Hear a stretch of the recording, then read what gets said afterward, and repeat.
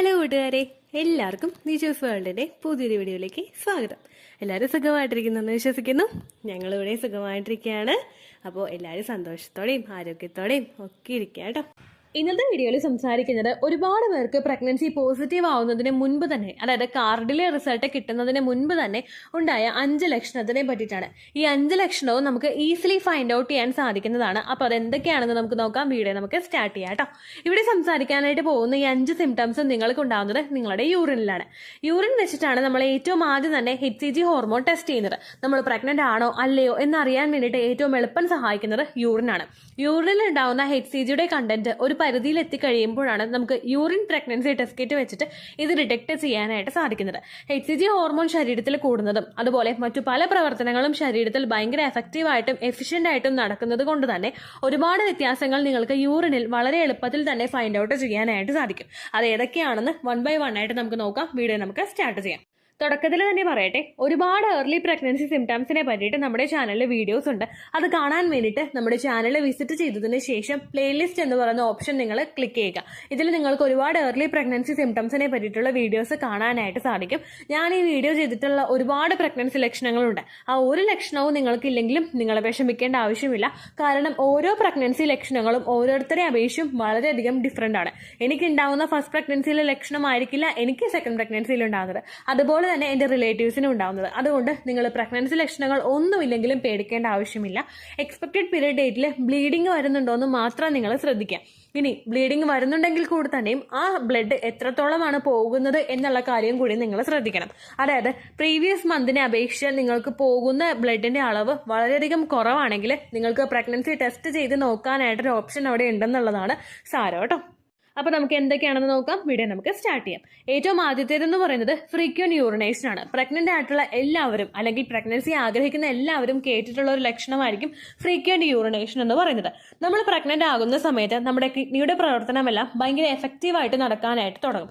ഈ പ്രവർത്തനം കൂടുതലായിട്ട് നടക്കുന്നതിന്റെ ഭാഗമായിട്ട് നമുക്ക് യൂറിനേറ്റ് ചെയ്യാൻ വേണ്ടിയിട്ടുള്ള ടെൻഡൻസീസ് ഭയങ്കര കൂടുതലായിരിക്കും. ചിലർ ഇടയ്ക്കിടയ്ക്കായിട്ട് ഒരു 5 മിനിറ്റ് അല്ലെങ്കിൽ ഒരു അരമണിക്കൂർ കൂടുമ്പോഴേക്കും യൂറിനേറ്റ് ചെയ്യാനായിട്ട് ഒരു ടെൻഡൻസി വന്നുകൊണ്ടിരിക്കും. ചിലർക്ക് യൂറിനേറ്റ് ചെയ്ത് തിരിച്ചങ്ങോട്ട് ഇറങ്ങുമ്പോൾ തന്നെ പിന്നെയും പോകാത്ത പോലുള്ള ഒരു അവസ്ഥയായിരിക്കും പലർക്കും ഉണ്ടാകുന്നത് കേട്ടോ. അതാണ് 5 മിനിറ്റിന്റെ ഗ്യാപ്പ് പറഞ്ഞത്.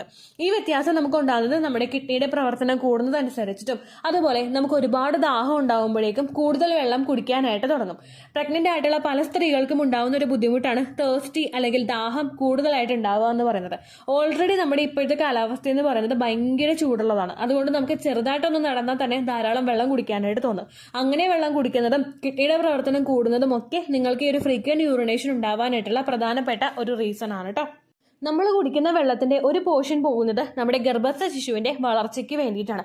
അതുകൊണ്ട് തന്നെ നിങ്ങൾ ഈ ഫ്രീക്വന്റ് യൂറിനേഷൻ ഉണ്ടെങ്കിൽ കൂടി തന്നെ മാക്സിമം വെള്ളം കുടിക്കാനായിട്ട് ശ്രദ്ധിക്കുക. കുടിക്കുന്ന വെള്ളത്തിന്റെ അളവ് കുറയുകയാണെങ്കിൽ അതുമൂലം നിങ്ങൾക്ക് ഡീഹൈഡ്രേഷൻ ഉണ്ടാവാനും യൂറിനിൽ മറ്റുള്ള പ്രശ്നങ്ങൾ ഉണ്ടാവാനായിട്ടും ഒക്കെയുള്ള ചാൻസസ് വളരെയധികം കൂടുതലാണ് കേട്ടോ. അപ്പോൾ ഏറ്റവും ആദ്യത്തെ റീസൺ എന്ന് പറയുന്നത് ഇതാണ്. രണ്ടാമത്തെ റീസൺ എന്ന് പറയുന്നത് യൂറിനിൽ ക്ലൗഡ്സ് കൂടുതലായിട്ട് ഉണ്ടാവുക. അതായത് ഒരു പുക പോലെ അല്ലെങ്കിൽ ഒന്ന് കലങ്ങിയ രീതിക്ക് യൂറിൻ പോവുക. അതാണ് കേട്ടോ ഉദ്ദേശിച്ചത്. നമ്മൾ എപ്പോഴും യൂറിനേറ്റ് ചെയ്യുന്ന സമയത്ത് നമ്മുടെ യൂറിൻ ഭയങ്കര ക്ലിയർ ആയിരിക്കും. അതായത് നമ്മൾ ക്ലോസറ്റിൽ കാണുന്ന സമയത്ത് വെള്ളവും ക്ലോസറ്റിലെ വെള്ളവും അതുപോലെ യൂറിനും തമ്മിൽ ഏകദേശം ഡൈലൂട്ട് ആയിട്ടിരിക്കുന്നത് പോലെ നമുക്ക് തോന്നും. പക്ഷേ പ്രഗ്നൻസി പോസിറ്റീവ് ആയി കഴിഞ്ഞാൽ പലർക്കും പല തവണയും അവരുടെ യൂറിനിൽ കലങ്ങിയതുപോലെ അനുഭവപ്പെടാനായിട്ട് ചാൻസ് ഉണ്ട് കേട്ടോ.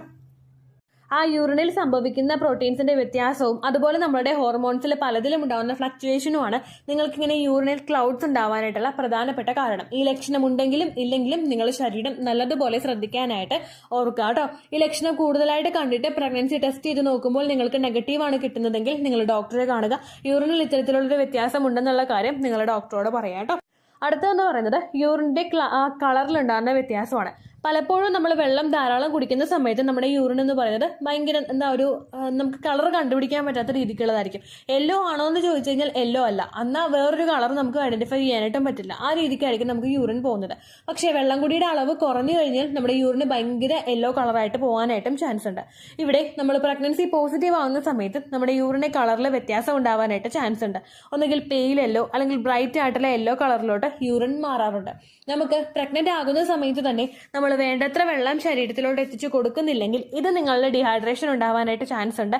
അതിന്റെ ഭാഗമായിട്ടും നിങ്ങൾക്ക് ഇത്തരത്തിൽ കളർ ചേഞ്ചസ് യൂറിനിൽ ഉണ്ടാവാനായിട്ട് സാധ്യതയുണ്ട് കേട്ടോ.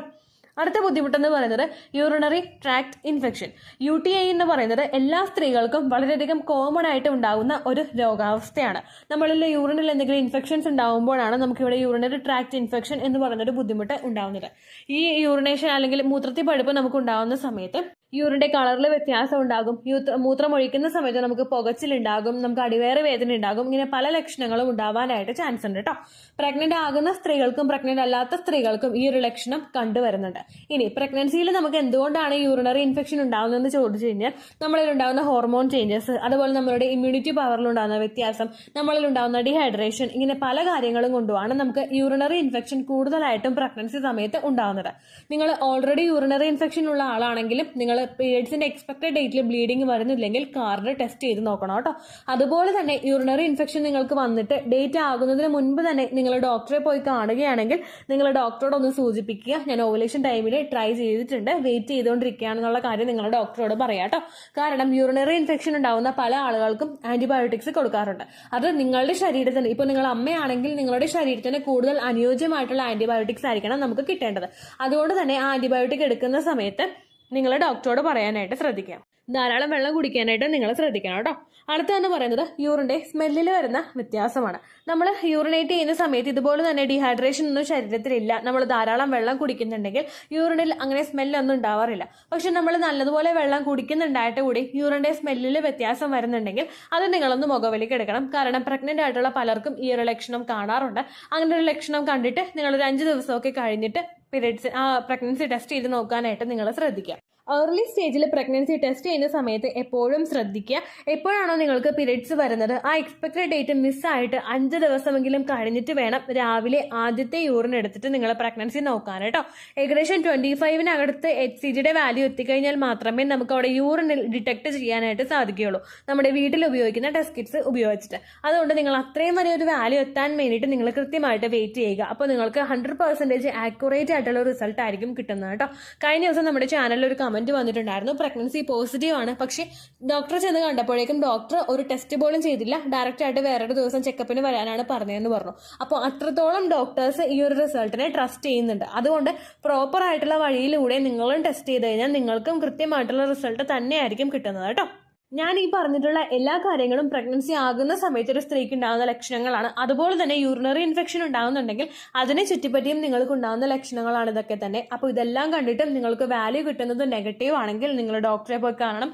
ഈ ബുദ്ധിമുട്ടുകളൊക്കെ യൂറിനിലുണ്ടെന്ന് പറഞ്ഞിട്ട് നിങ്ങൾ യൂറിൻ ടെസ്റ്റ് ചെയ്യാനായിട്ട് പ്രത്യേകം ശ്രദ്ധിക്കുക കേട്ടോ. കാരണം യൂറിനറി ഇൻഫെക്ഷൻ നമുക്കുണ്ടെങ്കിൽ അത് കണ്ടിന്യൂസ് ആയിട്ട് നമുക്ക് വരുന്നുണ്ടെങ്കിൽ അത് നമ്മളുടെ വജൈനയുടെ pH ബാലൻസിനെ അഫക്റ്റ് ചെയ്യാനായിട്ട് ചാൻസ് ഉണ്ട്.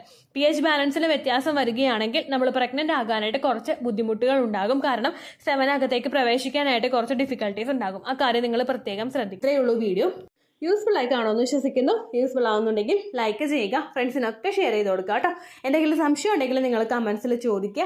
പണ്ടത്തെ വീഡിയോയ്ക്ക് കമൻസ് ഇടുന്നവർക്ക് റിപ്ലൈ ലഭിക്കുന്നില്ലെങ്കിൽ ലേറ്റസ്റ്റ് ആയിട്ട് ഞാൻ ഏത് വീഡിയോ ആണോ അപ്ലോഡ് ചെയ്യുന്നത് അതിന് താഴെ കമൻറ്റ് ഒന്ന് കോപ്പി പേസ്റ്റ് ചെയ്യാനായിട്ട് ശ്രദ്ധിക്കുക കേട്ടോ. അതുപോലെ ഓവുലേഷൻ ഡേറ്റ് കാൽക്കുലേറ്റ് ചെയ്ത് തരാനായിട്ട് റിക്വസ്റ്റ് ചെയ്യുന്ന ആളുകൾ എത്രയാണോ സൈക്കിൾ ലെങ്ത് അത് മെൻഷൻ ചെയ്യാനായിട്ട് ശ്രദ്ധിക്കുക. സൈക്കിൾ ലെങ്ത് എന്നതുകൊണ്ട് ഉദ്ദേശിച്ചത് ഓരോ മാസവും എത്ര ദിവസം കൂടുമ്പോഴാണോ ബ്ലീഡിങ് വരുന്നത് അതാണ് സൈക്കിൾ ലെങ്ത്. കഴിഞ്ഞ മാസം ഒരു 8-ാം തീയതിയാണ് ബ്ലീഡിങ് ആയതെങ്കിൽ ഈ മാസം 6-ാം തീയതിയാണ് ബ്ലീഡിങ് ആയതെങ്കിൽ കഴിഞ്ഞ മാസം 8-ാം തീയതി മുതൽ ഈ മാസം 6-ാം തീയതി വരെ എത്ര ദിവസമുണ്ടോ അത് കാലണ്ടറിൽ എണ്ണി തിട്ടപ്പെടുന്നതാണ് നിങ്ങളുടെ സൈക്കിൾ ലെങ്ത്. സൈക്കിൾ ലെങ്ത് നമ്മൾ കൃത്യമായിട്ട് കാൽക്കുലേറ്റ് ചെയ്യുകയാണെങ്കിൽ ഓവുലേഷൻ ഡേറ്റ് എളുപ്പത്തിൽ കണ്ടുപിടിക്കാൻ വേണ്ടിയിട്ട് ഒരുപാട് ആപ്ലിക്കേഷൻസും ഒരുപാട് ഓൺലൈൻ ആയിട്ടുള്ള വെബ്സൈറ്റുകളും ഇന്ന് നമുക്ക് അവൈലബിൾ ആണ്.